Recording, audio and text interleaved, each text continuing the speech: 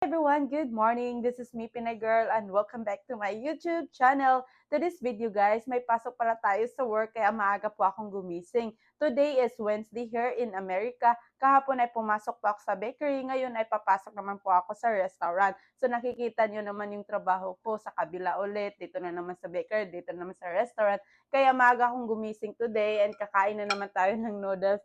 Grabe po talaga ang buhay dito. Ang nakakapagod talaga minsan dito kapag magluto, lalo na nagmamadali ka, no? So ito na lang talaga ang mas mabilis kong kakainin. Ngayon guys, magbabas ako. Ganito na talaga ang buhay ko dito sa Amerika, hindi na magbabago. Pero laban pa rin tayo para sa pangarap, hindi tayo pwede magtatamad-tamad. Marami din kasi ang mga nagtatanong kung paano nga ba mag-apply bilang dishwasher dito sa restaurant. Ito po ang ating pag-uusapan today. Bakit ko nga kahapon yung sa bakery, taga-balot, so nabanggit ko na sa inyo guys kung paano mag-apply. Time check nga pala dito sa Amerika, it's already 8 a.m. in the morning pero medyo madilim pa ang kapaligiran dahil nga umuulan. Ang pasok ko nga pala sa work ay 10 a.m. in the morning, so bago mag-10 ay nandun na ako. Guys, sumahan niyo muna ako dahil sasakay ulit tayo ng bus. Let's go! Everybody. Sobrang lamig. Oh my God. Umuulan po kasi. Sobrang lamig po talaga dahil nga umuulan. Hindi na po ako nagdala ng umbrella guys kasi baka maiwan ko ulit. Hello guys! So nandito ulit tayo sa my bus number. Umuulan po. Hala, anong nangyari sa mukha ko dyan? Sorry guys, nag-slow mo ata. Alam niyo lang talaga, ang buhay dito sa ibang bansa, hindi po talaga madali. So kailangan magsakripisyo po talaga tayo para sa pamilya, kaya laban lang talaga. Relate po talaga ako sa mga taong nagsusumikap araw-araw dito sa ibang bansa. So kung kayo talaga sa sitwasyon namin, ma-relate niyo talaga. Hala, Diyos ko, nabigla ako. Nakita niyo yun, yung bus hindi uminto. Dumiretso talaga siya. Buti na lang. Nagtatakbo-takbo na ako. Yan tuloy kakablog. Hindi na ako napansin. Nakala talaga ng bus na hindi ako sasakay dahil panay vlog-vlog ako sa labas.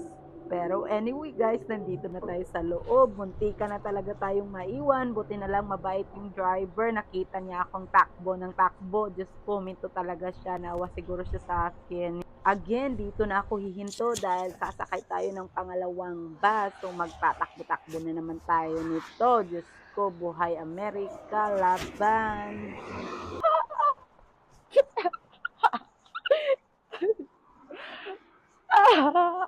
Dating na yung pangalawang bus. Hala guys, hindi ko akalain makasabay ko nga pala sila ni Kuya dito sa pangalawang bus. Ang masisipag kong friend dito sa Amerika. Say hi to my vlog, Kuya. Ito po yung mga kasama ko. Nagtatrabaho po din sila dito sa Amerika, guys. Nagbablog ako. O, timing po talaga, guys. Kasama ko sila sa bus. Ito nga pala si Kuya. Kita nyo palagi sa vlog ko. Si Kuya Goya Gilbert. Ito, Morning, Philippines. Kuya Robert. Kuya Robert. Sila po yung mga masisipag dito sa Amerika. Si Kuya, saan ka nagtatrabaho, Kuya? Sa Jollibee po si Kuya. Tama po kami palagi sa bus. So, sa Jollibee po siya nagtatrabaho. Jollibee. Kung may mag-apply na taga-Pilipinas, pwede ba daw? Pwede daw. Ano po bang available sa Jollibee? Kumain ng manok. Kumain ng manok.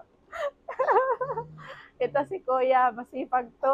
Nakikita niyo to, naghuhugas po siya dito sa Amerika. Sobrang sipag. Sa Paraiso Restaurant. Sa Paraiso. Sa Jollibee rin. Sa Jollibee din pala. Dalawa pala trabaho ni Kuya, guys. Sobrang sipag talaga ng Pilipino. Dalawa din ang asawa. Timing po talaga. Kasama ko sila sa bus. Perfect timing sa pagbablog ni Pinay Girl. Kuya, kasama ko siya sa Paraiso. So, naghuhugas po kami. Diba? Ganito ang Pilipino, mga masisipag. Kuya, ilang taon ka na? Ilang taon ka na? 63. 63 na po si Kuya, pero ang lakas-lakas po, di ba? Maagang gumising, nagbabas din kami kasi hindi kami marunong mag-drive. Ikaw, Kuya, ilang taon ka na? 60 years old. O, di ba? Ang lalakas pa dito sa Amerika. Pero sa Pinas, Diyos ko, sakitin ng mga tao doon. 60 pataas, wala na. Hindi na pwede magtrabaho.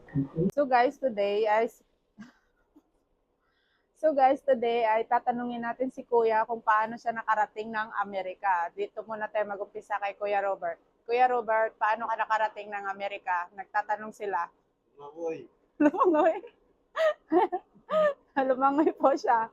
Ikaw, Kuya, paano ka nakarating ng Amerika? Sumakay ng aeroplano. Sumakay ng aeroplano. Hindi po nila sinasabi kung paano sila nakarating. Bakit kaya? Sabihin niyo daw, guys. Ay, ako. Lumangoy. Wait lang daw po muna kasi Secret, ano. baka malaman ng ICE. Ah, Yan sa immigration. strictly lang po muna. Baka pauwiin sila ni Trump. Guys, secret lang po muna. Hindi pa nila sasabihin. Sa susunod na po, abangan niyo po kung paano sila nakarating. Kasi magagalit pa si Trump ngayon. Baka pauwiin kaming tatlo sa Pilipinas. O, ilang taon ka na dito, Kuya, sa Amerika? 2 years. Si Kuya? Mahigit 1 year pa. Oh, mahigit. O nga, baguhan pa kami dito, guys. Kaya mabait pa kami. Pero yung mga ano nila, yung mga asawa, ano na dito, mga citizen na. So ngayon lang sila nagtatrabaho sa Amerika. Kasi dati mayaman talaga sila. Ngayon, medyo naubos na yung pera nila. Ngayon pa nila na-realize na kailangan nila magtrabaho. Kahit matanda na dito, pwede magtrabaho. Nagtatanong, bakit daw dito sa Amerika, kahit matanda na pwede pa magtrabaho, sa Pilipinas daw, hindi. Kasi masarap na mahirap. Yeah. Ano daw kaibahan? Bakit daw dito sa Amerika pwede pang magtrabaho kahit 60 plus na? Dito doon sa Pilipinas, bawal na daw. Yeah, kasi sa Pilipinas hanggang 65 lang talaga yung sa batas. Dito, pwede ka hanggang 67 or beyond. Yun. Tama si Kuya. Kaya kahit dito, naka-wheelchair ka, pwede pa rin. Basta kaya mo pa.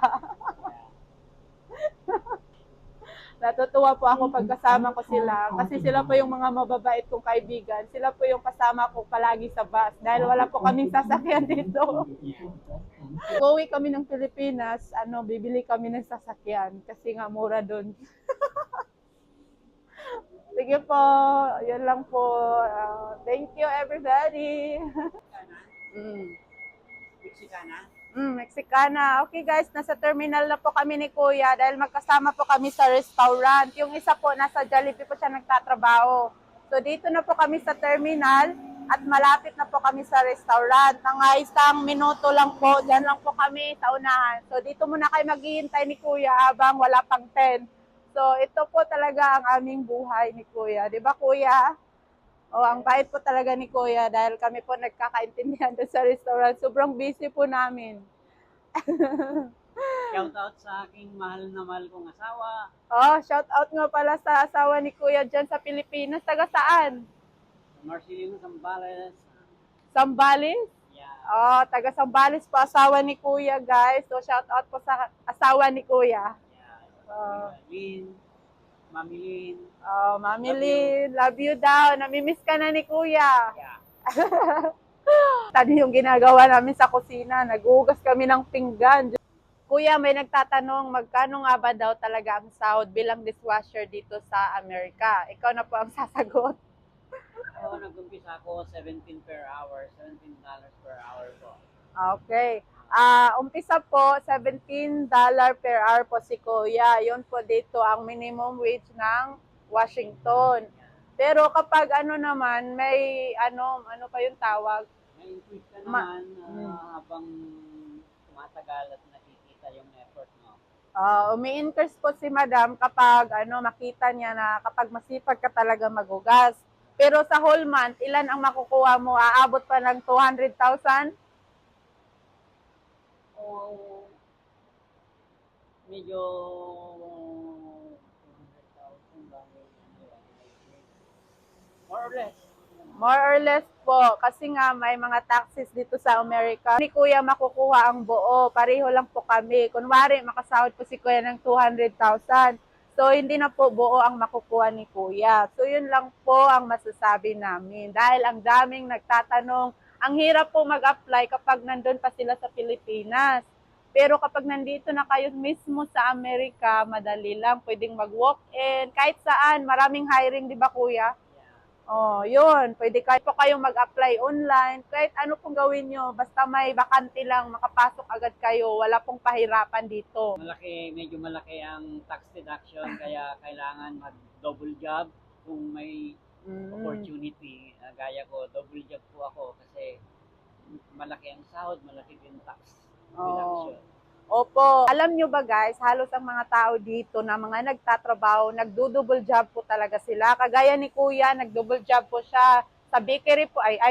Nag-double job po si Kuya, nasa Jollibee po siya at saka nasa restaurant. Ganon din po ako, nasa bakery at sa restaurant. Double job po kami dalawa ni Kuya. Sobrang kayod para sa pangarap. Dito na kayo sa Amerika, magdodoble trabaho talaga kayo. Hindi pwede isa lang, kailangan dalawa-dalawa.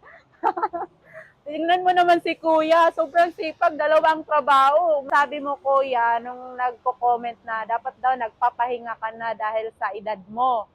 Dito sa Amerika, hindi pwedeng tatamad-tamad, hindi pwedeng puro pahinga. Pag nandito nga, kailangan kumayod para mabuhay. Oo, totoo. Pag kaya pa ni Kuya, pwede pa magtrabaho. Pag hindi na po niya kaya, hindi na po. Yun lang po talaga dito sa Amerika. Hindi po pwede na tatamad-tamad. Kagaya po ng sinabi ko, hindi po dito magbuhay prinsesa, buhay reyna. Yun talaga, alam mo yung kayod, trabaho, trabaho. Huwag kang mamimili ng work. Ayun, tama. Hindi pwede na maarte ka sa trabaho. Dahil kapag maarte ka sa trabaho, hindi ka kikita. Diyos ko, kailangan, ano pa yung tawag? Kailangan hindi ka mapili sa trabaho talaga. No, dapat talaga. Maraming opportunities dito. Yun nga lang, kailangan tanggapin mo kung ano yung available na trabaho. Otherwise, medyo mahirapan ka dahil maraming opportunities, marami ka ring competitors na to deal with. So, kung ano ka sa Pilipinas dati, iwanan mo doon. Dito ka sa Amerika mag-focus. Oo, dapat hindi maarte. Yan po ang ibig sabihin ni Kuya. So, yun lang po ang masasabi namin ni Kuya, guys. Yan lang po ang masasabi namin ni Kuya, guys. Siguro hanggang dito na lang muna kami dahil may pasok pa kami sa work. Thank you everybody for watching me. This is me. Shout out din sa aking anak dyan sa Pilipinas, April Joy, at saka ang aking kaises ang apo. Okay. Ang pogi kong apo. Na-miss na talaga ni Kuya. Na-miss you na. all guys. At saka sa anak kong bunso, si Leon Gale, nasa California. Oh, yeah. Miss na talaga ni Kuya ang kanyang pamilya. Thanks guys, that's all for today dahil may pasok pa kami ni Kuya. And thank you for watching everybody. This is me, Pinay Girl. Bye! Bye guys! See you next